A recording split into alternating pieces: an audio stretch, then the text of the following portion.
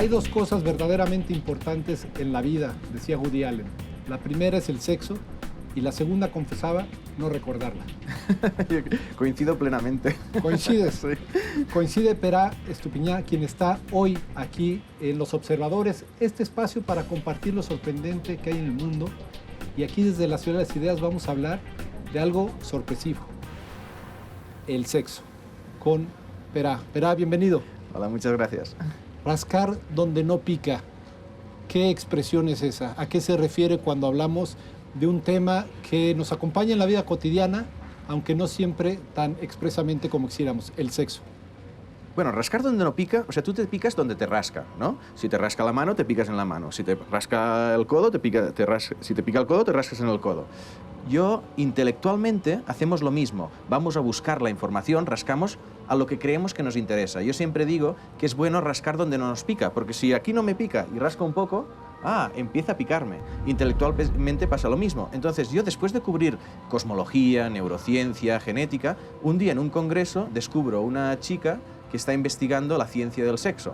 En concreto, está estimulando el clítoris de ratas para ver unos temas hormonales, de ver qué hormona está relacionada directamente con el deseo sexual. Y a mí, bueno, ese era un tema que no me picaba, pero cuando rasqué un poquito, comenzaste a rascar, empezó a picar y terminó en un libro.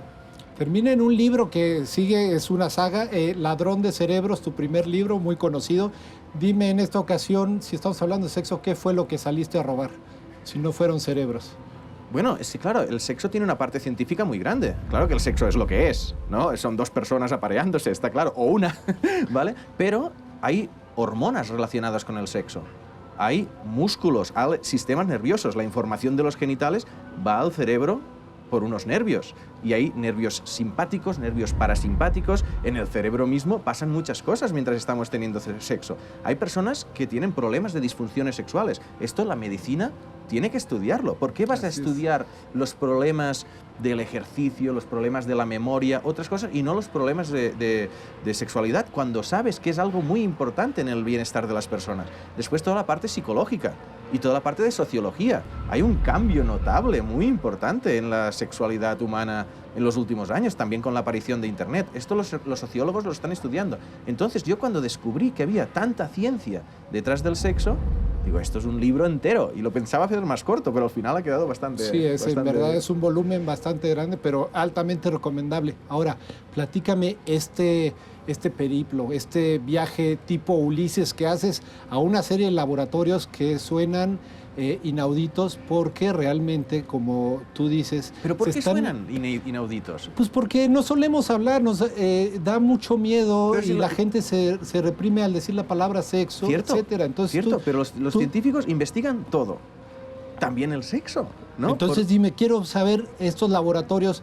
Por ejemplo, a mí me gustaría saber cuál de estas investigaciones fue, y para hablar un poco con humor, la que te despertó una carcajada. Bueno, una sobre mí mismo es, por ejemplo, yo estaba entrevistando a un neurocientífico que había trabajado en mujeres, que las ponía bajo un escáner de resonancia magnética funcional, mirando la actividad del cerebro, mientras se masturbaban, pues estimulando el clítoris o estimulando el interior de la vagina para ver qué nervios están involucrados, qué ocurre en el cerebro durante la excitación sexual, compararlo con mujeres que no llegaban al orgasmo, ver qué diferencia había en el cerebro, para ver si podía haber alguna explicación a eso. Y en un momento determinado me dice, voy a empezar un estudio con hombres. ¿Quieres ser un voluntario? O sea, te convertiste en una ratita. Claro, mi primera reacción es no.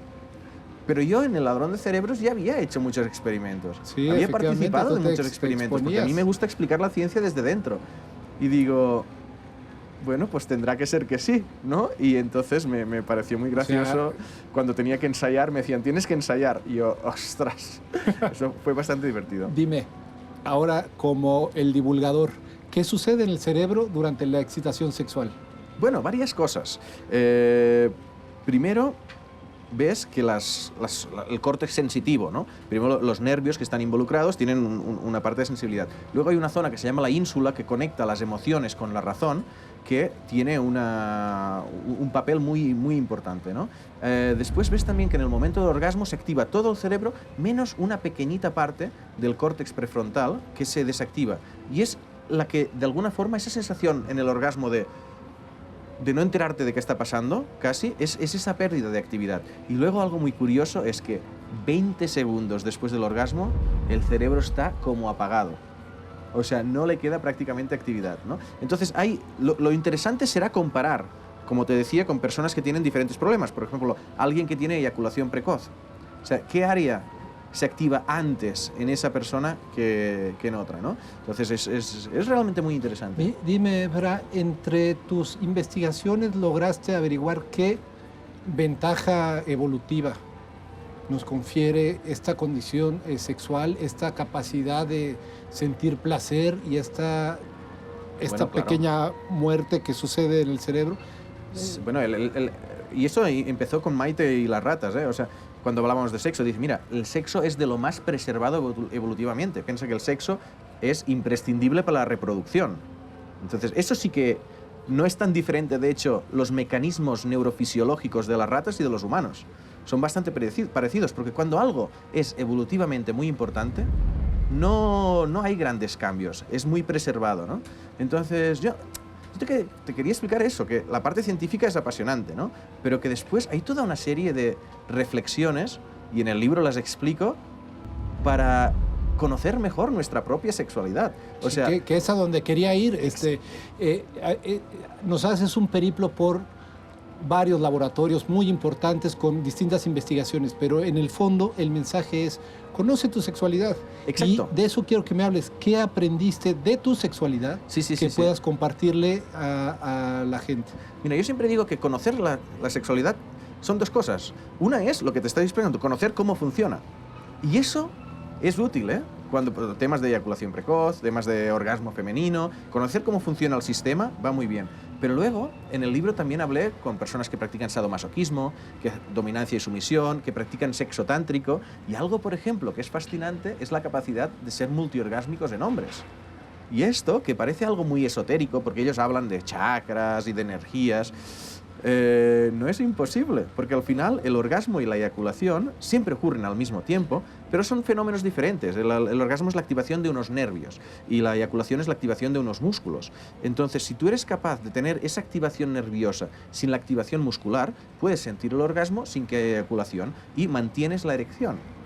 Entonces, eso lo que te permite es continuar, si quieres, el coito. Entonces, esto es lo que llaman la multiorgasmia masculina. Entonces, como esto, muchas otras cosas, ¿no? Que de alguna forma a mí no me habían enseñado, no sé a ti, pero mi familia no me habló de sexo. En la escuela no me hablaron de sexo. ¿Cómo aprendemos sexo? Nadie nos explica. Y bueno, practicas y tienes tus experiencias y vas aprendiendo. Pero todo lo que no sea lo que has vivido te parece extraño. Entonces yo, cuando hice este libro, donde empecé a hablar con muchos científicos, pero también con personas que tenían experiencias sexuales diferentes, las personas con discapacidad física, los lesionados medulares, no tienen sensibilidad en sus genitales, pero quieren igualmente sexo. Pero son capaces de tener una práctica sexual. Claro, porque el sexo no está solo en los genitales, ellos sienten la excitación. Las zonas erógenas, las mujeres, por ejemplo, les pueden excitar mucho los pechos. En los discapacitados se refuerzan. Ese sexo no genital es bueno que los que no tenemos este problema de falta de sensibilidad en los genitales también lo conozcamos, porque aumenta muchísimo el gozo sexual. Yo a veces digo que los genitales son como la salsa de soja en el sushi. Así que dices, oye, es buena la salsa de soja en el sushi, pero si pones mucha, no notas los otros sabores. Los sabores más sutiles. Entonces, a veces los genitales tapan un poco otras sensibilidades en el cuerpo, ¿no?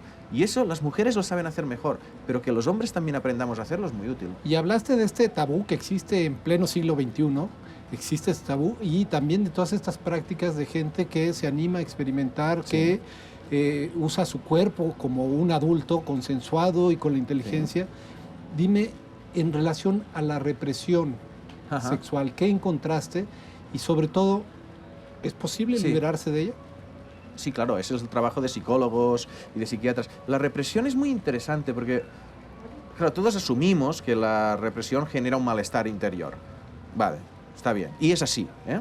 Pero se fundó toda una gran teoría del psicoanálisis en que base fue exagerada en algunos sentidos, pero que en otros era muy acertada. Pero bueno, hay científicos investigando. Yo he entrevistado, por ejemplo, a una mujer que está haciendo su tesis en fantasías sexuales y se dio cuenta de una cosa. Cuando alguien intenta no pensar en algo, si yo te digo no pienses en esto, y tú tienes que hacer un esfuerzo en no pensar en esto, se hará más presente.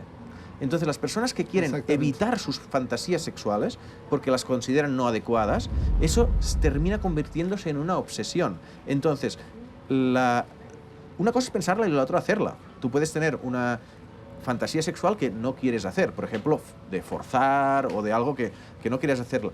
Pero si intentas no pensar en ella, es peor. Simplemente se trata de aceptar cómo eres, hacer lo que tú quieres hacer.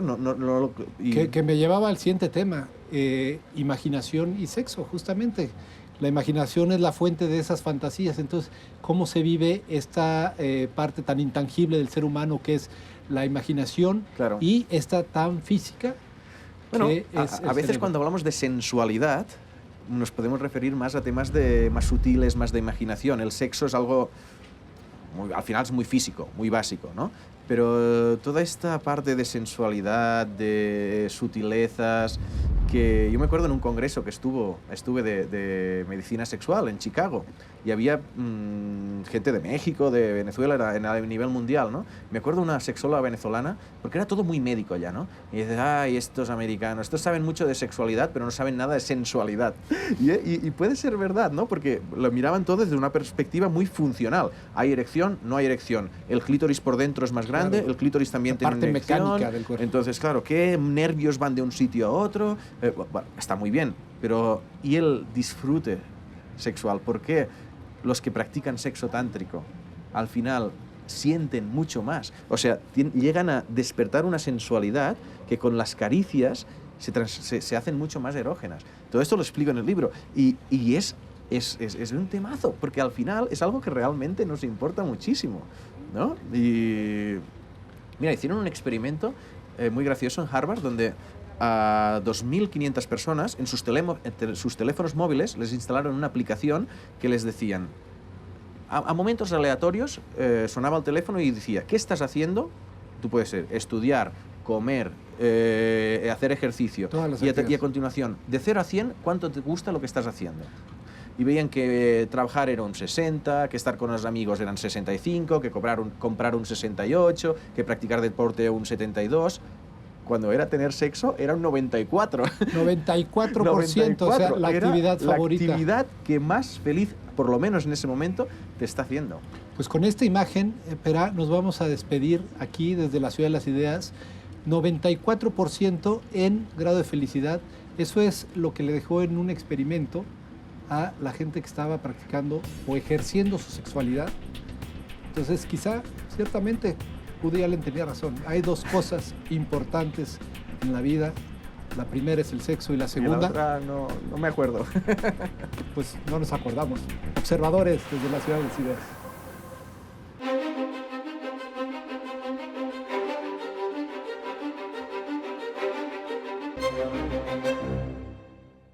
En los últimos años, los avances en la tecnología tuvieron un salto muy importante, de manera que los usuarios hemos tenido que sustituir y adquirir nuevos equipos, y con ello hemos aumentado la carga de nuestra instalación.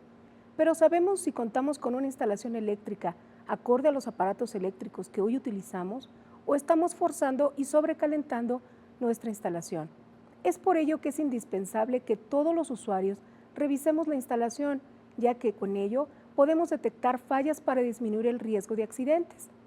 El programa Casa Segura recomienda poner atención durante el funcionamiento de los equipos y artefactos eléctricos, ya que con ello podemos detectar los riesgos. Si detectas que al utilizar tus aparatos electrodomésticos hay variación en la intensidad de la luz o se apagan, observas cables dañados y con frecuencia se queman las fusibles, tus corrientes flojos y apagadores con ruidos internos, es necesario solicitar un diagnóstico con un electricista calificado para conocer el nivel de riesgo y sobre todo hacer las reparaciones necesarias para tener una casa segura y garantizar la protección de nuestra familia y nuestro patrimonio.